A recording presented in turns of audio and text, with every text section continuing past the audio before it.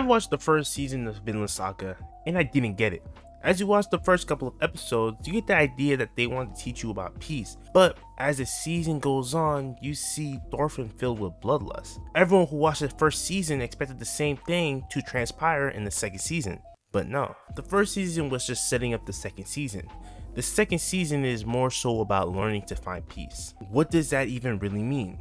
According to Google, peace is a concept of societal friendship and harmony in the absence of hostility and violence. That sounds amazing, don't you think? The thing is, I think we as people don't understand what peace indeed means, because I think a lot of us people don't know what actual strife is, because we are sheltered. We need something tangible to show us what it means to have strife and peace. So we can take an anime like Vineland Saga that preaches peace to everyone. As you watch the anime, they try to push peace in the most extreme way possible. This first season begins with Thorfinn's father being killed. Brody gets shot down by hundreds of arrows. And well, as a young kid, seeing your father, the person who you admire most, your role model, dying in front of you, is a traumatic thing. The only thing you would feel as that little kid is hatred towards the people that took your father away from you. Now, you are vowing to get revenge. Once you get revenge, does it bring the person back? No. It doesn't. You are left there even sadder than you were before, and the reason why is that you are still empty. You didn't heal from all the trauma that you experienced, and all that does is take someone else's life and does nothing for you at all. Well, that's what happened to Thorfinn, except he didn't even kill who he wanted to kill, Askelot. He got killed by someone else, so all that pent-up anger dissipated, and he was left empty and almost lifeless. He got captured by the soldiers and was sold into slavery. And he didn't even try to escape once because the only thing he had before was revenge. And now he has nothing and wants nothing. Now you may be looking at like, okay, what does this all have to do with peace? It has a lot to do with peace. Because a lot of unrest and strife comes from conflict via violence. Now, Thorfinn's father, Thors, always preached against violence. He wanted nothing to do with it at all. Thors had a quote and said that a true warrior does not need a weapon. That obviously doesn't make a lick of sense to a 7-year-old who sees war as a cool thing. But what Thors preaches makes sense because you need to have love in your heart to gain peace. That doesn't mean you just love your friends and family, because that's obviously the easiest and obvious thing to do. If someone always showed you kindness, took care of you, and made you feel important and genuinely meant it, how would you be able to hate and hurt someone like that? The people who would harm them have hate in their hearts. To continue with the story, in season 2, Einar was a victim of bandits.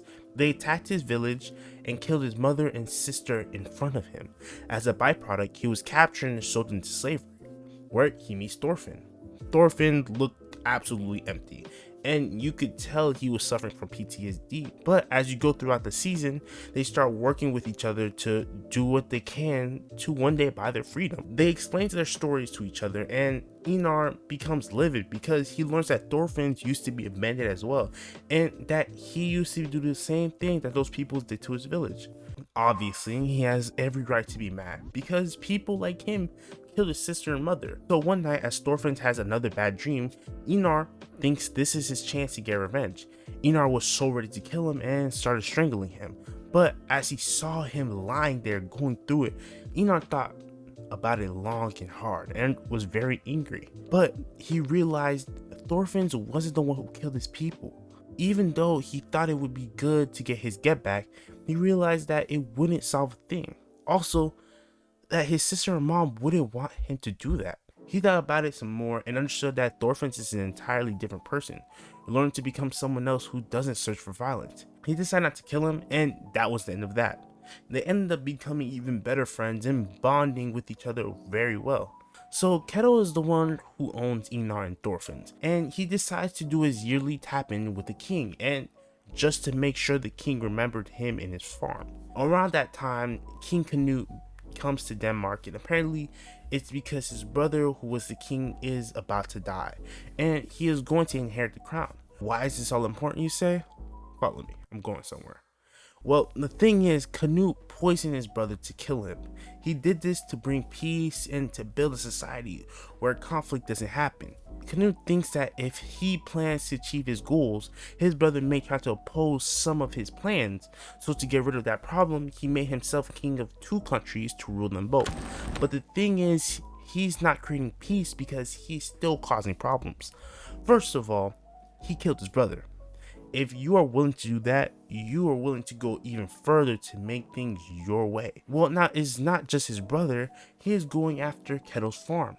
He wants the farm because he needs a way to fund all his soldiers. So, well, how that happens is, Canute tries to set up Keto and his son by trying to pick a fight with Omar. Omar wanted to be a royal guard, and he went up to the king with his proposition. The king put him to the test. They would consider him if he cut a dead pig in half with a sword. Well, I'm gonna tell you now, Omar did not cut that pig. The next day, the king sent one of his people to incite some drama by making fun of Omar and getting him to fight. Well, one thing leads to another. Omar is now fighting and he starts losing. But the thing is, this was all a setup to get Omar to kill one of their dudes. And Omar had to get killed in return. And well, the first part happened. The dude that was inciting everything shot a pebble into the dude Omar was fighting, and Omar ended up killing him. Now, Omar is about to get attacked by everyone else, but his big bro is there and kills everyone and that tries to attack them. So now Keto's family has to escape, and escape they did. I bet you're thinking you have no way of editing these videos. Well, you don't need to worry about that. Here at ASOS Media, you can get your videos edited by professionals. I know you guys have been watching my videos for a while, and you all have seen how well edited my videos are. Not only are they editing these videos well, but I'm getting them out to y'all on time every time and have never missed an upload. Why are y'all being reluctant to live out your dreams? Anyways, for the people that want to live out their dreams, if you come through this link in the description and use code ENVY, they'll be ready to have a meeting with you, and you will get 20% off your initial contract. Now back to the video. You see, there is no peace the way Canute is ruling. It will just cause more strife between the people around him. His way of ruling will be more and more controlling, because next thing you know, he will turn into a dictator just to make sure people stay quote-unquote peaceful.